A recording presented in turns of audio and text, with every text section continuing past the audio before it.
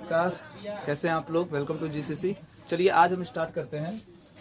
सिद्ध करें कि 5 माइनस रूट 3 एक उपरमेय संख्या है। ठीक है, चलिए इस क्वेश्चन को प्रूव करने से पहले आपको हमने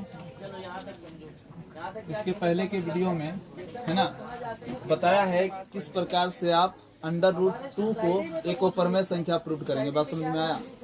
तो मेरी बात को ध्यान से सुनिए। यहाँ पर जो क्वेश्चन आपका कह रहा है सिद्ध करें कि 5 माइनस रूट 3 एक उपरमेय संख्या है, इसके बारे में जानिए। सबसे पहले तो आप ये प्रूव कर चुके हैं कि रूट 3 एक उपरमेय संख्या है। आपको ये जानकारी हो चुका है कि रूट 3 क्या है, एक उपरमेय संख्या है। लेकिन आपको ये नहीं पता है कि 5 माइनस रूट 3 एक उपरमेय संख्या ये है या नहीं है, ये पता नहीं है। सपोज कर लीजिए, अच्छा पता भी है तो आपको यहाँ पर कह रहा है प्रूव करना। क्या करना है? प्रूव करना। सिद्ध करे कि 5 माइनस रूट 3 एक उपरमेय संख्या। तो आप समझो बात को, यहाँ पर रूट 3 उपरमेय संख्या है और रूट 3 के साथ 5 क्या है, माइनस हो रहा है ना। समझ रहे हैं कि नहीं समझ रहे हैं? तो याद रखिएगा वो परमेय संख्या जो है ना, एक तरफ से समझ जाइए बैड पर्सन है। बैड पर्सन मतलब गंदा आदमी है। और गंदा आदमी के साथ अगर कोई भी रहा, कुसंगति के साथ अगर कोई भी रहा तो उसका संगति अच्छा नहीं होगा, वो भी बुरा बन जाएगा। क्या बुरे लोगों के साथ रहोगे तो क्या हो जाओगे, बुरा हो जाओगे ना। अच्छे लोगों के संपर्क में रहोगे तो अच्छी अच्छी सोच बनेगी, अच्छे अच्छे सकारात्मक विचार आएंगे। बात समझे कि नहीं समझे? तो जिस प्रकार से बुरे लोगों के साथ रहने पर लोग बुरे हो जाते हैं, उसी प्रकार ऐसा समझ लीजिए कि वो परमेय संख्या जो है ना बैड पर्सन है। समझ रहे हो ना? उसके साथ जो भी रहेगा वो क्या हो जाएगा, बैड हो जाएगा। चाहे वो परमेय संख्या के साथ कोई संख्या जोड़ के रूप में रहे, गुना के रूप में रहे, भाग के रूप में रहे। समझ में आ रहा है कि नहीं आ रहा है? या घटाव के रूप में रहे, किसी भी रूप में रहे, वो संख्या उपरमेय हो जाएगा। ठीक है, चलो तो 5 माइनस रूट 3 एक उपरमेय संख्या, इसको हम कैसे सिद्ध करेंगे? तो सबसे पहले हम क्या करेंगे, सबसे पहले तो हम इसको परमेय संख्या मानेंगे और परमेय संख्या को मानने के बाद उसकी शर्तों को लिखेंगे। अगर जो मेरा माना हुआ कथन है वो क्या हो जाए, असत्य हो जाए, तो जो माने हैं वो तो असत्य हो गया ना भाई। तो इसका मतलब वो परमेय नहीं है, वो क्या हो, सॉरी वो परमेय नहीं, क्या हो जाएगा, वो परमेय हो जाएगा। ठीक है ना? तो हम मान लेते हैं, सपोज कर लेते हैं, माना कि 5 माइनस रूट 3 एक परमेय संख्या है। 5 माइनस रूट 3 एक क्या है, परमेय संख्या है। इसलिए 5 माइनस रूट 3 को हम क्या लिख सकते हैं, पी बटे क्यू के रूप में लिख सकते हैं कि नहीं लिख सकते? क्योंकि आप जानते हो कि परमेय संख्या का व्यापक रूप होता है जिसे हम पी बटे क्यू के रूप में लिख सकते हैं, लेकिन क्यू 0 के बराबर ना हो उसे हम परमेय संख्या कहेंगे। तो यहाँ पर हमने 5 माइनस रूट 3 को एक परमेय संख्या माना है, इसीलिए हम इसको लिख सकते हैं 5 माइनस रूट 3 बराबर पी बटे क्यू, अंश बटे हर के रूप में लिख दिया। उसके बाद आप क्या लिखोगे यहाँ पर, उसके बाद आप यहाँ पर क्या लिखोगे, और क्यू जो है नॉट इक्वल टू 0, क्यू का मान 0 के बराबर नहीं है। साथ ही साथ पी और क्यू का उभयनिष्ठ गुणनखंड कितना है बच्चा, 1 है। उभयनिष्ठ गुणनखंड 1 है। बात समझ में आया? तो परमेय संख्या माने और परमेय संख्या का हम शर्त लगा दिए, कोई दिक्कत? अब क्या हो जाएगा देख लो, इसको हमने क्या मान लिया, समीकरण 1 मान लिया। ठीक है ना? चलो समीकरण 1 मान लिया, यहाँ पे लिखेंगे अब समीकरण 1 से। समीकरण 1 में क्या है, पी बटे क्यू बराबर 5 माइनस रूट 3 है ना। बात समझ में आ रहा है कि नहीं आ रहा? पी बटे क्यू बराबर 5 माइनस रूट 3। कोई दिक्कत यहाँ तक समझने में? अब देखो क्या है, ये माइनस रूट 3 इधर जाएगा तो क्या हो जाएगा, प्लस हो जाएगा, प्लस हो जाएगा ना। तो माइनस रूट 3 को इधर भगाइए, प्लस रूट 3 हो गया। ये 5 का 5 ही रह गया ना। और ये पी बटे क्यू उधर जाएगा तो क्या हो जाएगा, माइनस पी बटे क्यू हो जाएगा। कोई दिक्कत? बात समझ में आ रहा है कि नहीं आ रहा है? हम जानते हैं, हम प्रूव कर चुके हैं। क्या प्रूव कर सके हैं कि रूट 3 यहाँ पर वो परमेय संख्या है। समझ रहे हो ना? और ये 5 मेरा परमेय संख्या और पी बटे क्यू भी परमेय संख्या है। समझे कि नहीं समझे? तो एक तरफ आपका परमेय हो गया और एक तरफ आपका क्या हो गया, परमेय हो गया। आप देख रहे हो कि नहीं देख रहे हो? यहाँ पे इसको समीकरण 2 मान लो, यहाँ पे लिखेंगे चूंकि समीकरण 2 में बायां पक्ष, ये बायां पक्ष ना है, समीकरण 2 में बायां पक्ष वो परमेय संख्या है। बायां पक्ष क्या है बताइए, वो परमेय संख्या है। लेकिन दायां पक्ष क्या है बताइए, दायां पक्ष क्या है, परमेय संख्या है। दोनों पक्षों में विरोधाभास है। दोनों पक्षों में क्या है? विरोधाभास है, विपरीत है ना, एक दूसरे का विपरीत है। एक परमेय और एक हो गया आपका अपरमेय। एक पक्ष आपका परमेय संख्या हो गया और एक पक्ष आपका अपरमेय संख्या हो गया। दोनों पक्ष कैसे बराबर होगा? इम्पॉसिबल है।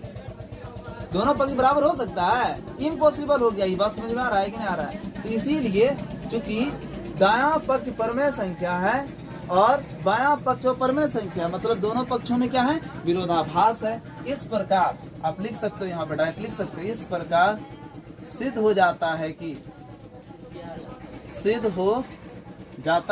क्या सिद्ध हो जाता है कि 5 - √3 एक क्या है? अपरमेय संख्या है ना। याद रखिएगा, चूंकि अपरमेय संख्या के साथ कोई भी संख्या है, चाहे जोड़ के रूप में, घटा के रूप में, गुना के रूप में, भाग के रूप में, वो क्या हो जाता है? अपरमेय संख्या हो जाता है। इस प्रकार से हम सिद्ध कर सकते हैं। ठीक है, चलिए इसको नोट कीजिए। बहुत छोटा सा आंसर हुआ आपका। ठीक है, इसको नोट कीजिए। चलिए देखो, यहाँ प्रश्न देखो क्या है। सिद्ध करें कि 3√2 एक अपरमेय संख्या। ठीक है ना। चलो देखो कैसे प्रूव करेंगे इसको। सेम टू सेम बाबू उसी तरह मानेंगे। माना कि 3√2 एक परमेय संख्या है। 3√2 क्या है? एक परमेय संख्या मान लिए ना। जैसे इसको हम परमेय संख्या माने तो हम इसको अब क्या लिख सकते हैं? P/Q के रूप में लिख सकते हैं। P/Q बराबर हो गया आपका 3√2। समीकरण कितना हो गया? एक। जहां P और Q दो पूर्णांक संख्या है। P और Q क्या है? दो पूर्णांक संख्या है तथा P और Q का है ना उभयनिष्ठ गुणनखंड, या तो आप लिख सकते हो सह-अभाज्य संख्या भी लिख सकते हो। हमने आपको पढ़ाया है सह-अभाज्य संख्या किसको कहते हैं? दो ऐसी संख्या सर जी, दो ऐसी संख्या जिसका गुणनखंड, जिसका मोसो एक हो। दो ऐसी संख्या जिसका मोसो कितना हो? एक हो, उसे हम सह-अभाज्य संख्या कहते हैं। जैसे कि दो अभाज्य संख्या, जैसे कि 3 और 5। 3 और 5 का मोसो कितना होगा? एक होगा। तो 3 और 5 सह-अभाज्य संख्या होंगे। एक भाज्य और एक अभाज्य भी सह-अभाज्य संख्या हो सकता है। जैसे 4 और 11 है ना, इसका मोसो कितना होगा? एक होगा। बात समझ में आया? समझ रहे कि नहीं समझ रहे? तो आप यहाँ पर लिख सकते हो तथा P और Q है ना का सह-अभाज्य संख्या एक है। आप ये लिख सकते हो, या तो आप लिखो P और Q का उभयनिष्ठ गुणनखंड कितना है? एक है। P और Q का उभयनिष्ठ गुणनखंड एक है ना। अच्छा, और Q का मान 0 के बराबर नहीं है। लिख सकते हैं कि नहीं लिख सकते हैं? जो परमेय संख्या का बात है सर, तो लिख देना। उसके बाद समीकरण 1 से काम करेंगे। हेलो, हाँ, उभयनिष्ठ गुणनखंड 1 है। चलिए, 1 छूट गया था। चलिए समीकरण कितना? 1 से। समीकरण 1 देखो क्या है? P/Q बराबर 3√2 है ना। चलो देखो अब क्या होने वाला है। अब जो है गुना इधर जाके भाग हो जाएगा। P/Q भागा 1/3 बराबर क्या हो गया? √2 हो गया। तो P/Q बराबर P/Q भाग बदलेगा गुना में ना। भाग बदलेगा किसमें? गुना में। टांग ऊपर मुंडी नीचे, तो 3 ऊपर 1 नीचे है ना, बराबर क्या हो गया? √2 हो गया। तो क्या हो गया? ये 3P बराबर Q बराबर कितना हो गया? √2 हो गया। समझ में आ रहा है ना? आपको यहाँ पर दिख क्या रहा है? आप जरा सा ध्यान से देखो समीकरण 2 को। आपको दिख क्या रहा है कि बायां पक्ष मेरा परमेय संख्या है, दायां पक्ष मेरा अपरमेय संख्या है। दोनों पक्षों में विरोधाभास है। इसीलिए 3√2 एक परमेय संख्या नहीं, अपरमेय संख्या है। बात समझ में आती है? यहाँ लिखेंगे। अतः समीकरण 2 से यह स्पष्ट हो जाता है कि है ना, बायां पक्ष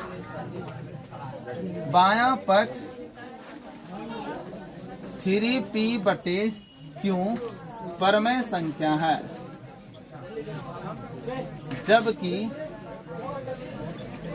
दायां पक्ष √2 एक अपरमेय संख्या है। दायां पक्ष √2 एक परमेय संख्या है। अतः दोनों पक्षों में विरोधाभास है। दोनों पक्षों में क्या है बताओ ना, विरोधाभास है। इसलिए बच्चा बताओ क्या होगा, इसलिए 3√2 एक अपरिमेय संख्या है, अपरिमेय है। प्रूफ हो गया। कोई दिक्कत? क्या आप इसी तरह से प्रश्नों को सॉल्व कर सकते हो? चलो ठीक है, इसको सॉल्व करो, उतारो इसको, नोट करो।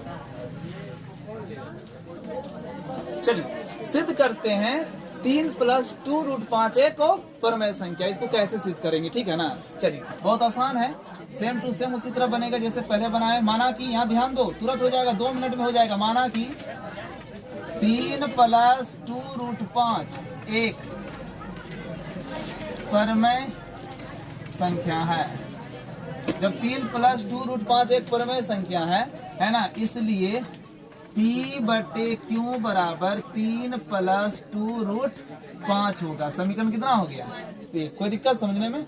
अब चलो क्या करने वाले हैं, अब हम यहाँ पर लिखेंगे, क्या लिखेंगे कि P और Q पूर्णांक संख्या है। चलो लिखो, जहाँ P एवं Q परमेय संख्या का जितना बातें लिख दिए, जहाँ P एवं Q दो पूर्णांक संख्या है ना, और P एवं Q का उभयनिष्ठ गुणनखंड, उभयनिष्ठ गुणनखंड कितना है? एक है। बात समझ में आई? यहाँ तक समझ में नहीं, कोई दिक्कत नहीं? चलिए अब क्या लिखेंगे बेटा, समीकरण कितना से? 1 से। तो समीकरण 1 से P/Q बराबर हो गया 3 + 2√5 प्लस 3 इधर गया तो क्या हो गया? -3 हुआ। अब बराबर क्या हो गया? 2√5। चलो बच्चों यहाँ ध्यान दो, इसके नीचे कुछ नहीं तो कितना है? 1 है। क्यों और 1 का लोसो कितना हुआ? क्यों हुआ। चलिए ये हो जाएगा P - 3 क्यों ना? यस। बराबर कितना हो गया? 2√5। गुना तो इधर क्या हो जाएगा? भाग दो। तो P - 3Q बटे हो जाएगा आपका 2 × क्यों, गुना इधर जाके भाग, 2 × क्यों बराबर क्या हो गया? √5। समीकरण कितना हो गया? 2। अब यहाँ पर लिखोगे, क्या लिखोगे? चूंकि समीकरण 2 से या स्पष्ट हो जाता है कि, क्या जाता है कि बायां पक्ष क्या है बताइए? P - 3Q बटे 2Q एक परमेय संख्या है। एक कौन संख्या है नूनू? परमेय संख्या है, परंतु √5 नन सर आज नहीं आएंगे। चलिए परंतु √5 एक अपरमेय संख्या है। परंतु √5 क्या है? एक अपरमेय संख्या। समीकरण 2 से यह स्पष्ट हो जाता है कि बायां पक्ष P - 3Q बटे 2Q एक परमेय संख्या है, परंतु √5 एक क्या है? अपरमेय संख्या है ना। चूंकि दोनों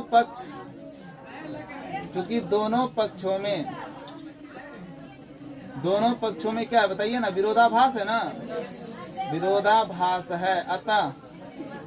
अतः 3 + 2√5 एक अपरमेय संख्या हो गया। प्रूव्ड। और किसी को कोई दिक्कत है? चलिए ठीक, इसको आप नोट करो।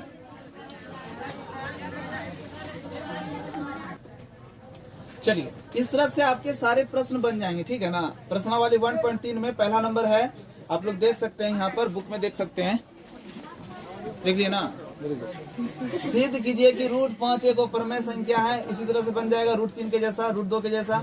सिद्ध कीजिए कि 3 + 2√5 है, ये तो हमने प्रूव कर दिया। अब इसमें बोल रहा है सिद्ध कीजिए कि 1/√2। देखिए 1/√2 है ना, इसको तुम P/Q के रूप में मानोगे कि नहीं मानोगे? मानोगे ना।